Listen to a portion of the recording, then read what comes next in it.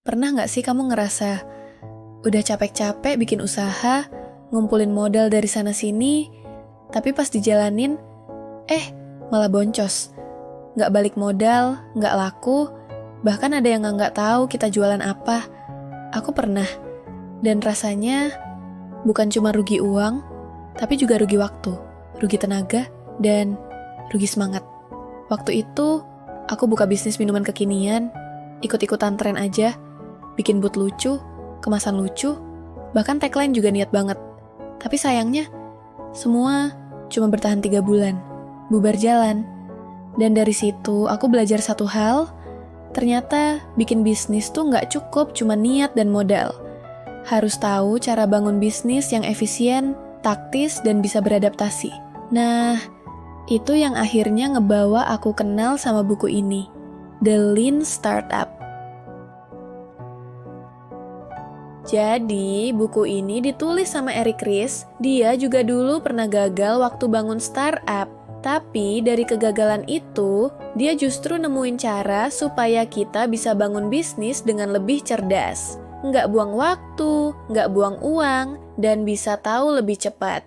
Ini bisnis bakal jalan, atau enggak. Nah, pendekatan yang dia ajarin itu namanya Lean Startup.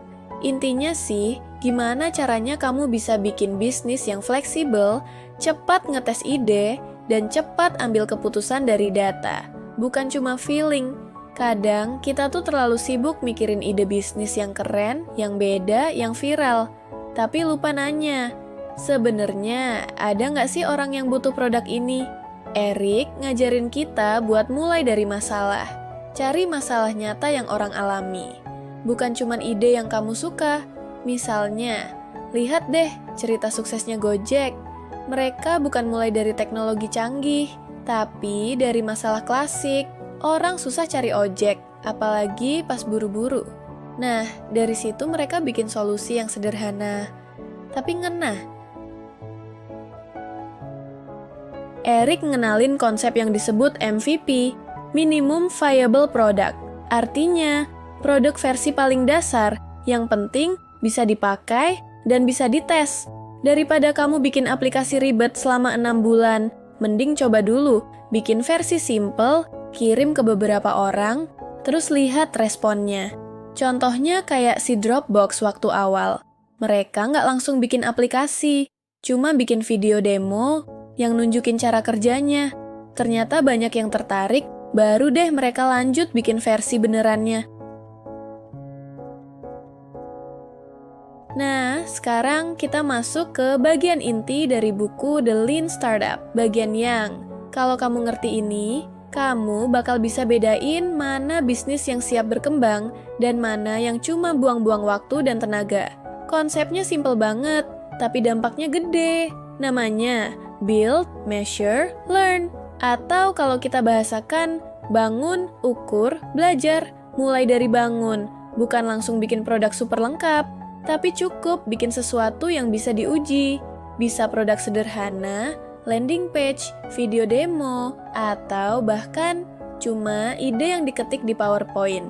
Contohnya, waktu kamu punya ide bikin aplikasi catatan harian, nggak usah langsung sewa developer, bikin aplikasi canggih. Kamu bisa mulai dari Google Form, atau bikin grup Telegram buat uji konsep.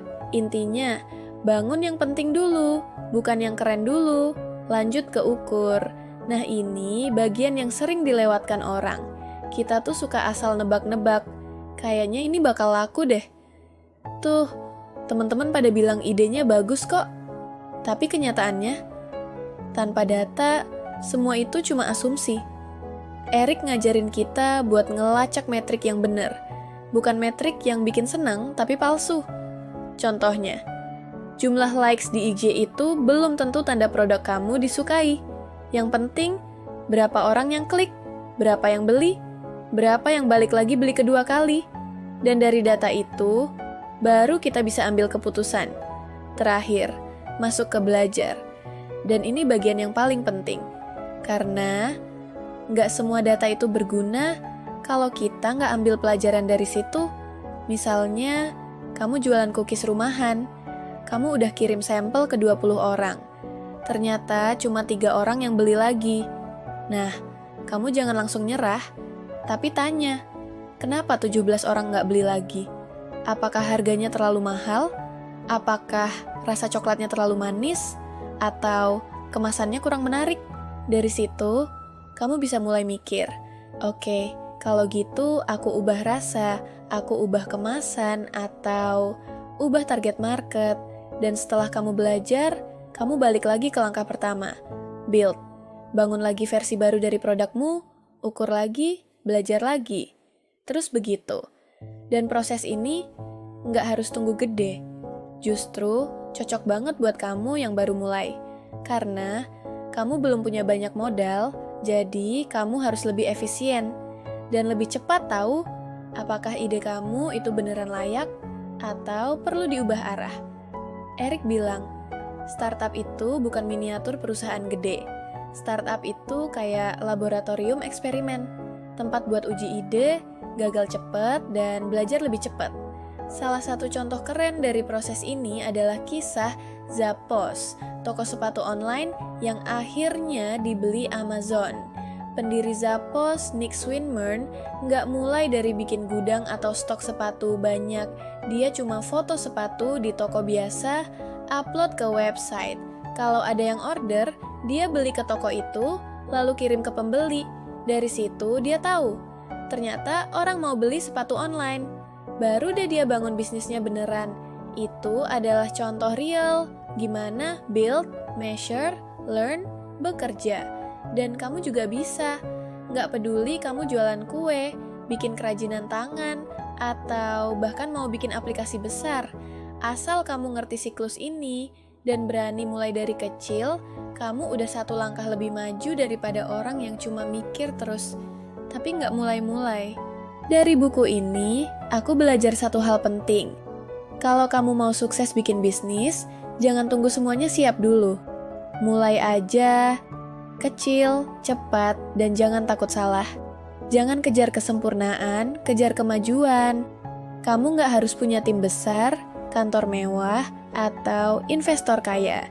Yang kamu butuh cuma masalah yang nyata, solusi yang sederhana, dan keberanian buat terus belajar. Dan inget ya, gagal itu bukan musuh, asal kamu gagal dengan cepat dan belajar lebih cepat lagi.